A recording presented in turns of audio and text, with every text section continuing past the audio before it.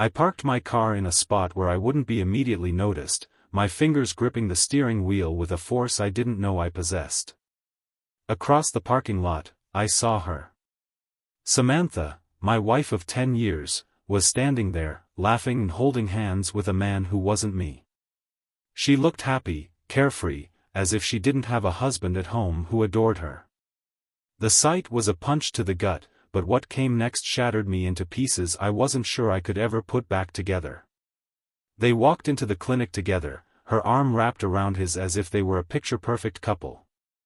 My mind raced, refusing to accept the truth staring me in the face. Was this really happening?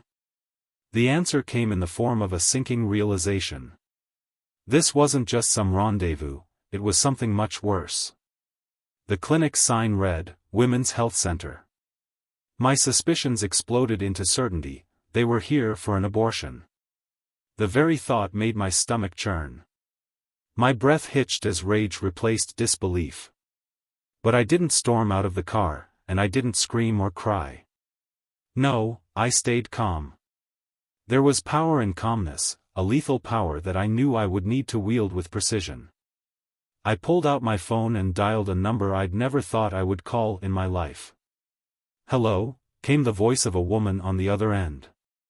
It was Cynthia, the wife of the man Samantha was with. I had found her number in one of my late-night investigations when I first started suspecting something wasn't right. "Cynthia, this is Lucas," I said, my voice steady but low. "Your husband and my wife are at the Women's Health Center right now. They're getting an abortion to cover up the consequences of their little affair. If you hurry, you can catch them red-handed." There was silence on the other end, followed by a sharp intake of breath. "Are you serious?" she asked, her voice trembling. "Dead serious. I'm sitting in the parking lot watching them." Cynthia hung up without another word. The weight of what I had just done didn't hit me immediately. Instead, a dark satisfaction crept in. This was just the beginning. The storm I was about to unleash would consume them both. I stayed in my car, watching the clinic's door like a hawk. Minutes ticked by, and then I saw her, Cynthia. She pulled up, slamming her car door shut as she marched toward the building. Her fury was palpable, and I couldn't help but feel a grim sense of camaraderie with this woman I had never met. She was on my side now, whether she realized it or not. The door to the clinic opened, and out stepped Samantha and her lover. His name was Ryan, a coworker of hers I had met once at an office party. Back then, he seemed harmless, charming, even. Now, he was nothing more than a snake in the grass. Cynthia's voice rang out, cutting through the stillness of the parking lot. "Ryan," she screamed. Ryan froze, his face draining of color. Samantha's eyes widened, and she instinctively let go of his arm, as if that would make it all go away. I stepped out of my car then, making my presence known. Samantha's head snapped in my direction, and the look on her face was priceless, a mix of shock, guilt, and panic. "Lucas," she started, but I held up a hand to silence her. "Save it," I said coldly. My voice betrayed none of the hurricane brewing inside me. Cynthia wasn't as composed. She marched up to Ryan and slapped him across the face so hard that the sound echoed. "You disgusting pig," she yelled. "You've been cheating on me with her?"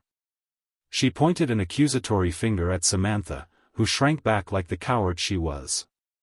Ryan stammered, trying to come up with an excuse, but Cynthia wasn't having it. "Don't even try," she spat. "I'm done with you." I turned to Samantha, who was staring at me with tears welling up in her eyes. "Lucas, I can explain," she said, her voice breaking. "Explain?" I echoed, my tone dripping with venom. "What exactly do you plan to explain, Samantha? The affair? Or the fact that you were willing to kill the evidence?" She flinched as if I had slapped her, but I didn't care. For the first time in years, I saw her for what she truly was, a liar, a betrayer, a stranger who wore my wife's face. Ryan tried to step between us, but I shot him a look that made him stop in his tracks. "Don't even think about it," I warned. The clinic staff began to peek out the windows, no doubt wondering what was causing the commotion. I didn't care. Let them see. Let the world see. Samantha stood frozen, her tear-filled eyes darting between me and Ryan. The parking lot felt like a stage, and we were the main actors in a tragic play neither of us had signed up for. Except, I wasn't the one who wrote this script, they were. Samantha clutched her purse like a lifeline, while Ryan shifted nervously under Cynthia's unrelenting glare. Cynthia, her face twisted in fury, grabbed Ryan by his collar. "How dare you drag me into this public humiliation," she hissed, her voice trembling with rage. Ryan stumbled back, raising his hands defensively. "Cynthia, please, not here. Let's talk about this privately." His voice was calm, but his darting eyes betrayed his panic. But Cynthia wasn't backing down. And neither was I. I took a step closer to Samantha, unable to mask the disgust in my voice. "What were you going to do, huh? Walk out of here and come home to me like nothing happened? Cook dinner? Smile and ask me about my day? All while carrying this on your conscience?" My voice cracked on the last word, and I hated myself for letting her see how much she'd broken me. Samantha flinched, her lips parting as if she wanted to say something, but nothing came out. The silence felt heavier than anything she could have said. Ryan, ever the coward, tried to intervene. "Lucas, listen, man." I turned to him, my voice sharp enough to cut through steel. "Shut up. You don't get to speak to me. You don't get to justify this." The commotion had drawn the attention of others. A security guard emerged from the clinic, a stocky guy with a walkie-talkie clipped to his belt. He looked more annoyed than concerned. "Folks, I'm gonna need you all to calm down, or I'll have to ask you to leave." I ignored him, my focus locked on Samantha. Finally, she spoke, her voice trembling. "Lucas. I didn't mean for it to go this far." I laughed bitterly, shaking my head. "Didn't mean for it to go this far?" I repeated, my voice rising.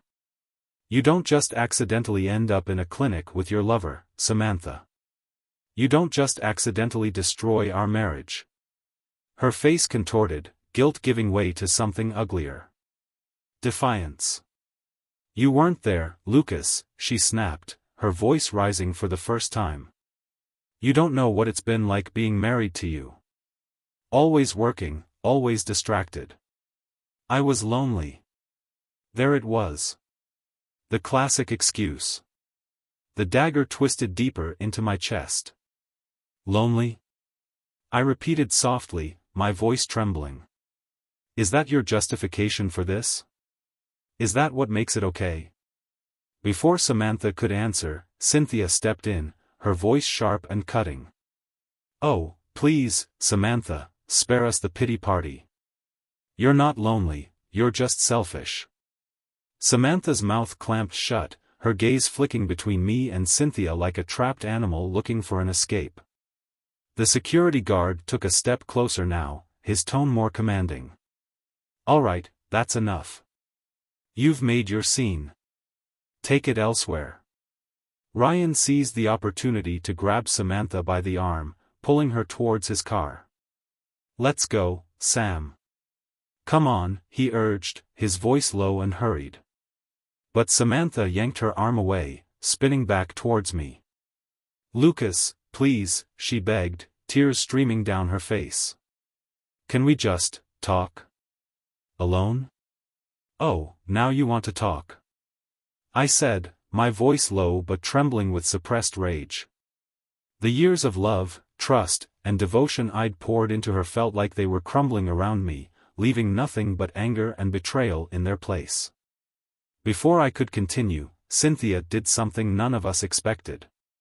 She reached into her bag, pulled out her phone, and hit record. "Say it, Samantha," Cynthia said coldly, her voice like ice. "Say it on camera. Tell your husband why you were here today. She held the phone steady, aiming it directly at Samantha's pale, tear-streaked face. Samantha froze, her eyes wide with panic. Cynthia, stop. This isn't. Oh, it is, Cynthia interrupted. You owe him that much. You owe me that much. You don't get to walk away from this without facing the consequences. Samantha looked at me, desperation written all over her face. Lucas, please, don't let her do this, she pleaded. This isn't who we are. This isn't us. I laughed bitterly. Who we are? Samantha, you did this. You and Ryan. You made this mess, and now you have to own it. The security guard stepped closer again, his voice firm. All right, folks, that's enough. If you don't leave now, I'm calling the police. Ryan grabbed Samantha's arm again, this time with more force. Let's go, Sam, he said through gritted teeth. But Samantha wrenched free and turned back to me one last time. Lucas, I'm sorry, she whispered, her voice breaking. I didn't mean for it to happen like this. I looked at her, the woman I had loved more than anything, and felt nothing but a hollow emptiness. You didn't mean for it to happen like this? I repeated, my voice devoid of emotion. Well, it did. And now, we have to live with it. Cynthia lowered her phone, her face a mixture of satisfaction and disgust. Come on, Lucas. Let's leave them to their pathetic excuses.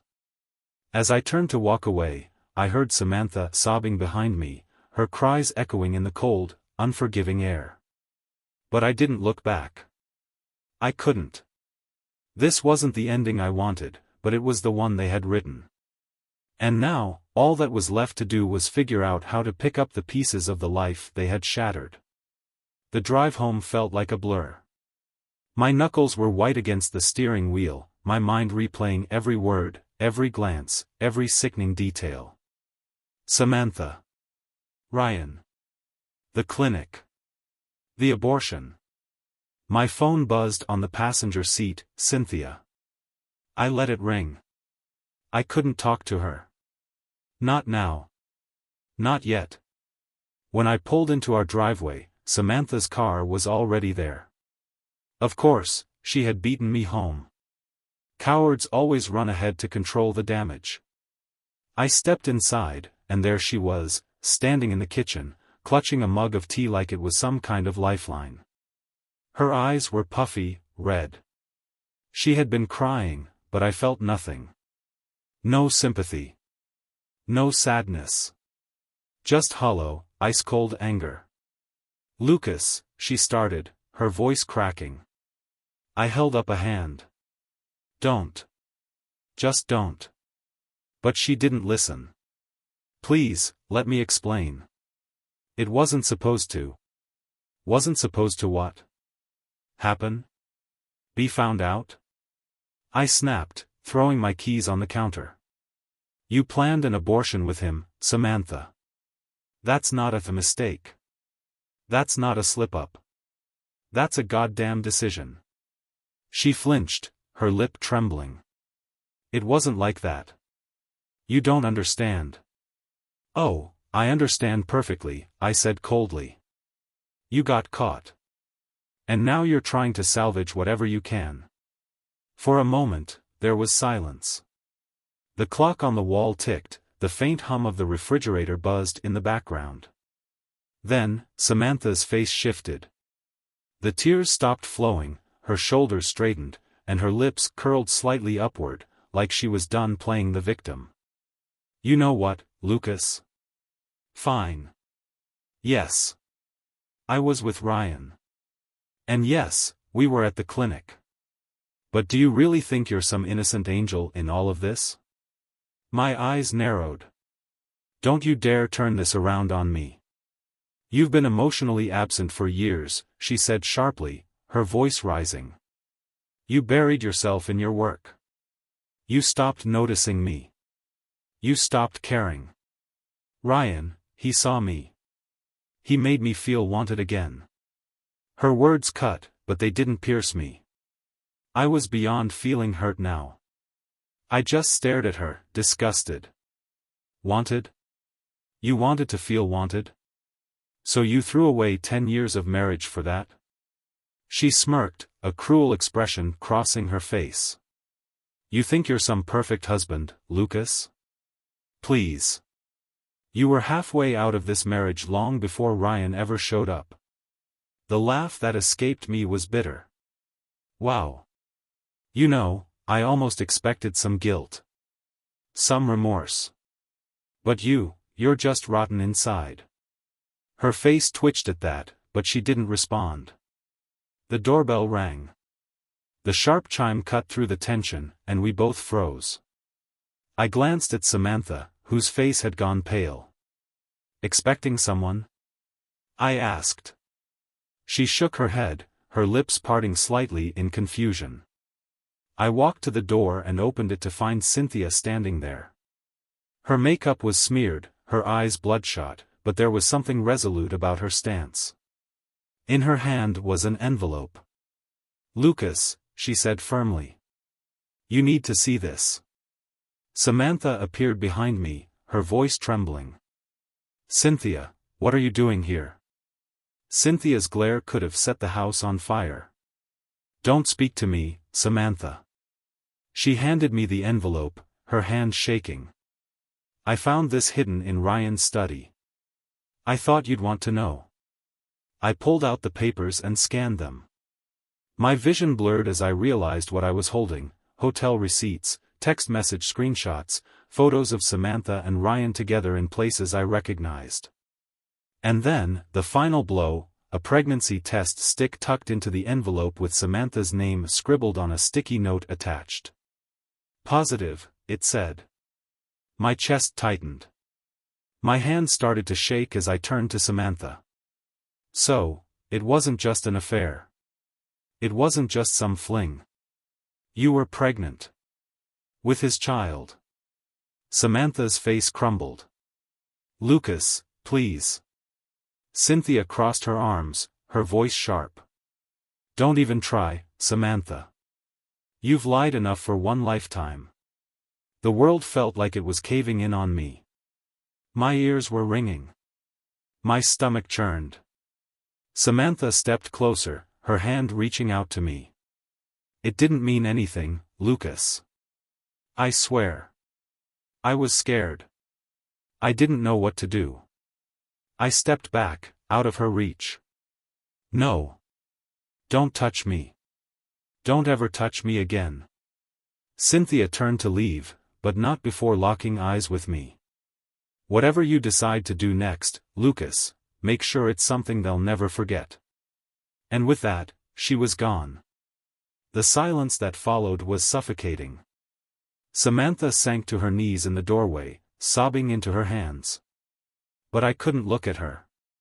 I turned and walked upstairs, shutting our bedroom door behind me. Whatever came next, it wouldn't be forgiveness. I stood in our bedroom, staring at the neatly made bed. The same bed where Samantha and I had shared 1,000 moments, whispers of love, shared dreams, tangled sheets. But now, it felt tainted. Poisoned. Downstairs, I could still hear Samantha sobbing softly. The sound was distant, like it was coming from another world. My mind was racing, flipping through fragments of our life together, trying to find the moment where everything went wrong. A text notification buzzed on my phone, snapping me out of the trance. It was Cynthia. You deserve better. If you need anything, call me. I tossed the phone onto the bed. Cynthia had her own mess to clean up, and I had mine. I opened the closet and grabbed my duffel bag, throwing in clothes haphazardly. I needed space. I needed air. But as I zipped up the bag, something caught my eye, a small shoebox tucked behind Samantha's row of high heels. Curiosity got the better of me. I pulled it out, sat on the edge of the bed, and opened it. Inside were letters. Handwritten letters. The first one began. Sam, I can't wait until we're finally free from all this. I'm tired of sneaking around. You and me, we deserve better. Love, Ryan. My hands started shaking as I flipped through them. Dozens of letters, all variations of the same theme. Plans. Fantasies. Promises. But then, at the bottom of the box, there was a folder labeled Plan B. I opened it, and my blood ran cold. Legal documents. Divorce plans. Asset splits. My name was on every page. There was even a draft of a separation letter written in Samantha's handwriting. I had been seconds away from losing everything. My head spun as I slammed the folder shut. Samantha wasn't just cheating on me, she was preparing to leave me. And not just leave me, but gut me financially and emotionally in the process. The rage that coursed through me was electric. My vision blurred as I marched downstairs, duffel bag in one hand, the shoebox in the other. Samantha was sitting on the couch, knees pulled up to her chest, her face streaked with mascara and tears. She looked up when she saw me, her expression twisting into one of fear when she noticed the shoebox. "Lucas, where did you find that?" she stammered. I slammed the box onto the coffee table. This was behind your heels, Samantha. Along with our future, apparently. Her eyes widened, and she lunged for the box, but I snatched it away. No. You don't get to hide this now. You were planning to leave me, weren't you? And not just leave me, bleed me dry. She started crying again, her voice shrill. It wasn't like that. Ryan convinced me. He said we could have a better life together, that what? I snapped. That you'd scam me out of everything I've worked for? That you'd destroy me in every possible way before skipping off into the sunset with him? She fell silent, her head dropping into her hands. I paced the living room, clutching the folder in one hand. You know, Samantha, I would have fought for us. If you had come clean, if you had been honest, I might have been able to forgive you. But this? This isn't just infidelity. This is war. Lucas, she whispered. I shook my head. No. Don't. You don't get to cry now. You don't get to play the victim when you were holding the knife the whole time. Her eyes locked onto mine, and for a moment, I thought I saw a flicker of something, regret, maybe. But it was gone just as quickly, replaced by a steely defiance. Fine, she said quietly, wiping her tears away. You want the truth, Lucas? Yes. I was going to leave you. Yes, I wanted more. And Ryan, he promised me more. He promised me freedom from this boring, predictable life. My jaw clenched so tightly I thought my teeth might crack. Predictable? I spat. You mean stable. You mean loyal. You mean the life we built together. She stood up, her voice rising. But I wasn't happy. You think being stable pays for emotional neglect? For feeling invisible? Ryan made me feel alive, Lucas. I let out a bitter laugh. Alive? You felt alive sneaking around behind my back? Planning my financial execution while smiling at me over dinner? She froze, and for a moment, neither of us spoke. Then, a knock came at the door. We both turned towards it. Samantha's face paled. Who is that? I walked towards the door cautiously and peered through the peephole. It was Ryan. His face was bruised, his shirt stained with sweat and what looked like blood. I opened the door halfway, glaring at him. You've got 5 seconds to turn around and disappear before I do something we'll both regret. But Ryan's voice trembled as he spoke. Lucas, she's lying to you. Samantha bolted from the living room, her voice shrieking. Don't listen to him, Lucas. He's crazy. Ryan shoved a crumpled envelope into my hand. Look at this. Please. Before you do anything, just look at this. The envelope felt heavy in my hand. Samantha screamed from behind me. Ryan, stop. But I stepped back into the house and slowly opened the envelope. Inside was a sonogram. And on the corner, in Samantha's handwriting, was a name, Baby Lucas. My head snapped up, and everything around me felt like it was spinning. Ryan's voice was soft. It wasn't mine, Lucas. The baby, it was yours. Samantha collapsed to the floor, sobbing uncontrollably. The world went silent as the weight of those words settled in my chest like a stone. This wasn't just betrayal anymore. This was something far, far worse. The sonogram felt heavy in my trembling hands, the black and white image staring back at me like a ghost from a life I didn't even know I'd lost. Baby Lucas. My child. My child. My head was spinning as I looked from the sonogram to Ryan, then back to Samantha, who was now collapsed on the floor, her mascara-streaked face buried in her hands. Explain, I said, my voice low, barely above a growl. Samantha's head shot up, her eyes wild, desperate. Lucas, please. Explain. I roared, the sound bouncing off the walls and cutting through the suffocating silence of the room. She flinched and opened her mouth, but Ryan stepped forward. His voice was shaky, but there was something raw and honest about it. She lied to me too, Lucas. She told me the baby was mine. She told me she knew it was mine. But, when I found this in her purse, I realized she had been playing both of us. Samantha shrieked, leaping to her feet. Ryan, shut up. You don't know what you're talking about. But Ryan wasn't done. His eyes locked onto mine. She was using us both. You, for your stability and your money. Me, for whatever twisted fantasy she had about escaping her life. I couldn't breathe. The room felt too small, the walls closing in. I turned to Samantha, holding up the sonogram. Was it mine? I asked softly, the words barely making it past the lump in my throat. Her lip trembled. For a moment, I thought she might tell me the truth. But instead, she crossed her arms over her chest, lifted her chin, and said, "Does it even matter now?" The air was sucked out of the room. My stomach dropped as if I'd been punched. "Does it matter?" I repeated slowly. "You carried my child, and it doesn't matter to you?" Her face twisted into something unrecognizable, cruel, cold, alien. "It's over, Lucas. The baby's gone. What difference does it make now?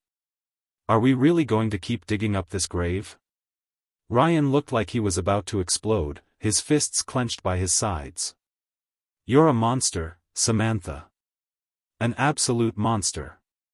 She turned to him, sneering. "Oh, don't you dare get self-righteous with me, Ryan. You were perfectly happy sneaking around and playing the hero when it suited you.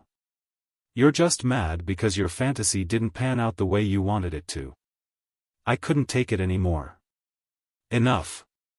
Both of you, enough. The silence that followed was deafening. I turned to Ryan. "Get out." He hesitated, his eyes flicking to Samantha and then back to me. "Lucas, if you need. Get out." Without another word, Ryan turned and walked out the door. I closed it behind him and turned back to Samantha. She was standing there, arms still crossed, her chin lifted in defiance. "Sit down," I said. She hesitated but eventually dropped onto the edge of the couch, her legs crossed tightly, like she was trying to protect herself from me. I sat across from her, leaning forward with my elbows on my knees, still clutching the sonogram in one hand. "You're going to tell me everything. Right now. Every lie. Every secret. I want it all out on the table. Because if you lie to me one more time, Samantha, I swear to God, I will make sure you regret it." For the first time, I saw genuine fear in her eyes. She let out a shaky breath and nodded. "Okay, okay. I'll tell you." I braced myself, but nothing could have prepared me for what came next. "It started about a year ago," she began, her voice quiet but steady. "You were working late a lot. You were distant. I felt invisible. Ryan was there. He was charming, he was attentive. It started with casual conversations, coffee breaks, and then it escalated." I clenched my jaw, forcing myself to stay silent as she continued. "I didn't mean for it to go so far. But then I missed my period. I took a test, and it was positive. I panicked. I didn't know if it was yours or his. I told Ryan it was his because I thought if he believed it, he'd take responsibility, and we could start over." Her voice broke, but I felt nothing. Just a deep, hollow emptiness. "And the abortion?" I asked coldly. She hesitated, looking down at her hands. "Ryan convinced me it was the best option. He said we couldn't build a life together with complications." "Complications," I repeated, my voice dripping with venom. Her shoulders sagged. "But when I went to the clinic that day, I couldn't do it. I couldn't go through with it." I froze. "What do you mean, you couldn't do it?" She looked up at me, her tear-filled eyes wide. "The baby was never aborted, Lucas." The words hit me like a freight train. "What?" "I left the clinic before it happened. I told Ryan I went through with it, but I didn't. I was going to tell you. I was going to come clean." My mind was reeling. My child was still alive? "Where's the baby now, Samantha?" She swallowed hard. "With my sister. I couldn't keep her here. I thought if you found out, you'd never forgive me." A whirlwind of emotions crashed over me: rage, confusion, disbelief, hope. I stood up so suddenly that Samantha flinched. "Give me your sister's address. Now." She hesitated for half a second before scribbling it on a notepad. I grabbed my keys, the sonogram still clutched in my hand. "Lucas, wait." Samantha called as I opened the door. But I didn't look back. Somewhere out there was my child, a baby girl who had been hidden from me, used as a pawn in a game I never agreed to play. And I was going to find her. No matter what it took. The address Samantha scribbled on the notepad felt like a lifeline, though every part of me knew this wasn't going to be simple. My hands gripped the steering wheel so tightly my knuckles turned white as I sped through the darkened streets. My mind raced, thoughts of a baby girl I'd never met, thoughts of Samantha's twisted betrayal, and the haunting realization that I had been living in a carefully constructed lie for over a year. I pulled up to the modest suburban house just outside town. The porch light was on, casting a pale glow onto the cracked pavement. I cut the engine and sat there for a moment, trying to calm the storm brewing inside me. My daughter, my child, was somewhere behind those walls. With a deep breath, I stepped out of the car and walked up to the door. I knocked twice, hard. The door creaked open, and there stood a woman I recognized as Samantha's older sister, Karen. She was wearing an oversized sweater, her hair pulled into a messy bun, and she had the unmistakable exhaustion of someone who'd been carrying a heavy secret. "Lucas," she said softly, her voice cracking. "Where is she, Karen?" I said, my voice firm but not unkind. Karen hesitated, glancing behind her into the dimly lit hallway. "You shouldn't be here." "I have every right to be here. That's my daughter in there, isn't it?" Karen's lips trembled, and for a moment, she looked like she might close the door on me. But then, she sighed and stepped aside. "Come in." I walked into the small living room, the faint smell of baby powder and formula hitting me like a punch to the gut. And then I saw her. She was sleeping peacefully in a bassinet near the couch, her tiny chest rising and falling with each breath. A soft blanket with pink polka dots covered her, and her tiny hand was clenched into a fist. My knees almost buckled. "She's mine," I whispered, my voice breaking. Karen nodded slowly. "Her name is Lily." "Lily. My daughter." I took a step closer, afraid to wake her, afraid to disturb the fragile serenity of the moment. "Why?" I choked out. "Why would Samantha do this? Why hide her from me?" Karen crossed her arms and sighed. "You know my sister, Lucas. She's always been impulsive. Selfish. She thought she could control everything, Ryan, you, even this little girl. But when she realized how deep she'd dug herself, she panicked. She asked me to take Lily for a little while, but it's been months now. I've been raising her like she's mine." Tears welled up in my eyes, and I quickly wiped them away. "I want to take her home, Karen. She's my daughter. She belongs with me." Karen hesitated. "Lucas, are you sure you're ready for this? You've just had your world turned upside down. A baby isn't something you can just fix everything with." I looked her dead in the eyes. "She's my child. I missed her first cry, her first smile, her first everything. I won't miss anything else." Karen nodded slowly. "Okay. But, let me pack some of her things." As Karen disappeared into the back room, I knelt beside the bassinet and gently touched Lily's tiny hand. Her fingers twitched in her sleep, and something deep inside me cracked wide open. "I'm here now," I whispered. "And I'm never leaving you." But the moment was short-lived. The front door burst open behind me, slamming against the wall. Samantha stormed into the house, her face red with anger, her eyes wild. "What the hell are you doing here, Lucas?" she screamed. Karen reappeared in the doorway holding a small diaper bag. "Samantha. Stop it. You need to leave." But Samantha wasn't listening. She stormed over, her finger pointed inches from my face. "You think you can just waltz in here and take her? She's mine. She's not a possession, Samantha." I barked back, rising to my feet. "She's our daughter. And you lied. You hid her from me. You don't get to play the victim here." Samantha's face twisted into an ugly snarl. "You'll never understand why I did it. You think you're some kind of hero? You're not. You're a boring, predictable man who couldn't keep me happy." "Enough!" Karen shouted, stepping between us. "Both of you, stop it. There's a baby sleeping here." The room fell silent except for Lily's soft breaths. Samantha's shoulders heaved, her breath sharp and erratic.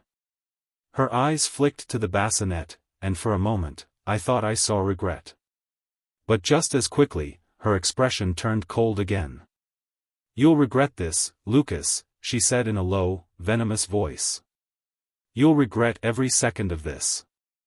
She turned on her heel and stormed out of the house, slamming the door behind her. Karen exhaled shakily. I didn't expect her to follow you here." I bent over the bassinet and carefully picked Lily up in my arms for the first time. She stirred slightly, her tiny face scrunching up before settling back into sleep. "She's safe now," I said softly, holding her close to my chest. Karen wiped a tear from her cheek.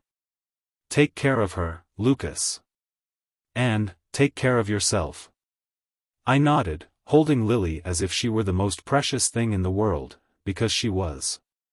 As I walked out into the night with my daughter in my arms, I realized something: this wasn't over. Samantha wouldn't let this go easily. But one thing was clear: no matter what happened next, I would fight tooth and nail to protect Lily from the chaos her mother had created. And for the first time in weeks, I felt something that had been absent for far too long: hope. Driving home with Lily in the back seat felt surreal. Every few seconds, I glanced in the rearview mirror, half expecting her to vanish, as if she were just another cruel illusion conjured up by Samantha. But there she was, sleeping soundly in her car seat, her tiny fists balled up under her chin. My house felt unfamiliar when I carried her inside. The living room, which had once been a place of quiet evenings with Samantha and wine glasses on the coffee table, now felt like an empty stage after the final curtain had fallen. I placed Lily in the temporary crib I'd set up in the guest room.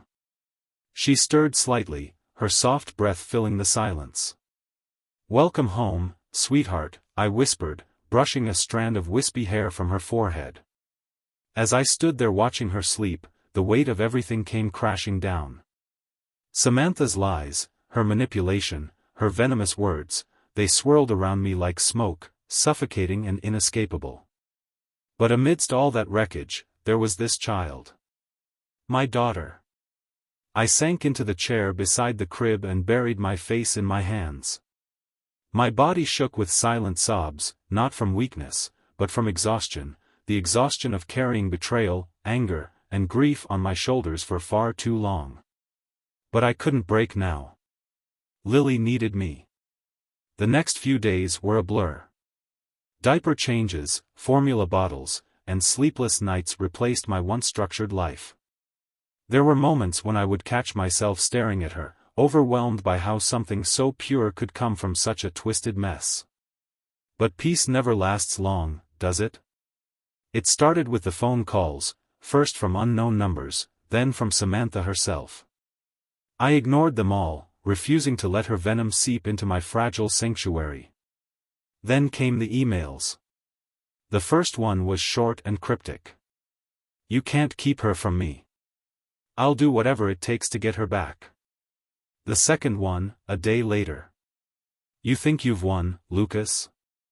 This isn't over." Not by a long shot. By the third email, Samantha's mask had fully slipped. "If you don't give me Lily back, I'll make sure you regret it.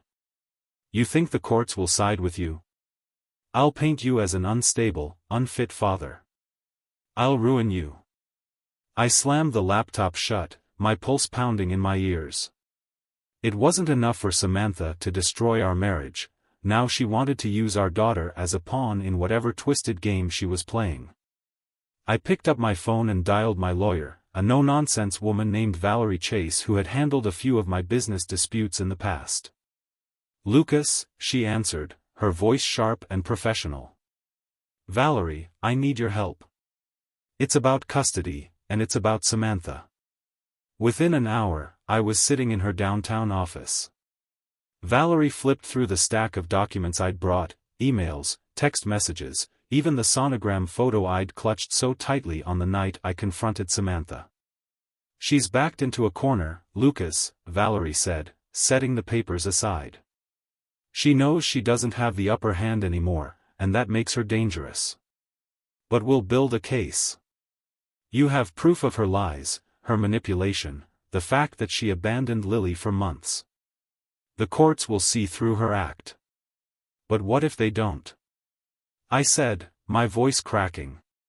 "What if they buy into whatever sob story she spins?" Valerie leaned forward, her gaze steady. "That's not going to happen. But you need to prepare yourself, Lucas.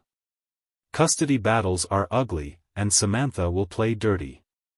Are you ready for that?" I thought of Lily, her peaceful face as she slept in the crib, her tiny hand clutching my finger. "I'll do whatever it takes." Valerie nodded. "Good. Then let's get to work." The breaking point. That night, I couldn't sleep. Every creak of the house, every distant car passing by the window, felt like a threat. Samantha's words echoed in my mind. "I'll make sure you regret it." Around 2 a.m., as I paced the hallway, a loud bang echoed from the front door. My heart stopped. I rushed to Lily's room and made sure she was still asleep before grabbing the baseball bat I kept in the hall closet. "Who's there?" I shouted as I approached the door. No response. I peeked through the peephole and saw no one. Slowly, I cracked the door open and found an envelope taped to it. My name was scrawled across the front in Samantha's unmistakable handwriting. I ripped it open, my hands trembling as I unfolded the letter. "You can lock your doors and hide behind your lawyers, Lucas, but I'm always one step ahead. Enjoy your time with Lily while you can, it won't last." Attached to the letter was a photo. It was a picture of my house, taken from across the street. At night. Someone had been watching us. I stumbled back, clutching the envelope like it was a ticking bomb. My breaths came fast and shallow as I scanned the street through the window. The shadows seemed darker, the silence more menacing. Samantha wasn't bluffing. She was escalating. I rushed back to Lily's room, checked the locks on every window, and pulled the curtains shut. Then I sat beside her crib, the baseball bat resting against my knee, and waited. If Samantha wanted a war, she'd get one. But she had made one critical mistake: she underestimated just how far I was willing to go to protect my daughter. The following days passed in a haze of paranoia and exhaustion. Every creak of the floorboards, every shadow outside the window felt like Samantha's presence, lurking and waiting to strike. I barely slept, the baseball bat never far from my side. But in those sleepless hours, as Lily cooed softly in her crib, I found strength I didn't know I had. Valerie worked tirelessly on the custody case. She had gathered mountains of evidence: Samantha's abandonment, her emails dripping with threats, her unstable behavior. But deep down, I knew this wouldn't be decided in a courtroom. Samantha wasn't playing by the rules. I was proven right 2 nights later. It was past midnight when I heard the faint click of the backyard gate. I froze mid-step in the hallway, every nerve in my body lighting up like a live wire. Lily was asleep in her crib. I moved swiftly, grabbing the bat and crouching low near the window, peeking out into the yard. There she was, Samantha. She was dressed in all black, her blonde hair pulled into a messy ponytail. She had a set of keys in her hand, and she was approaching the back door. My stomach turned to stone. I could have called the police. I could have let the professionals handle it.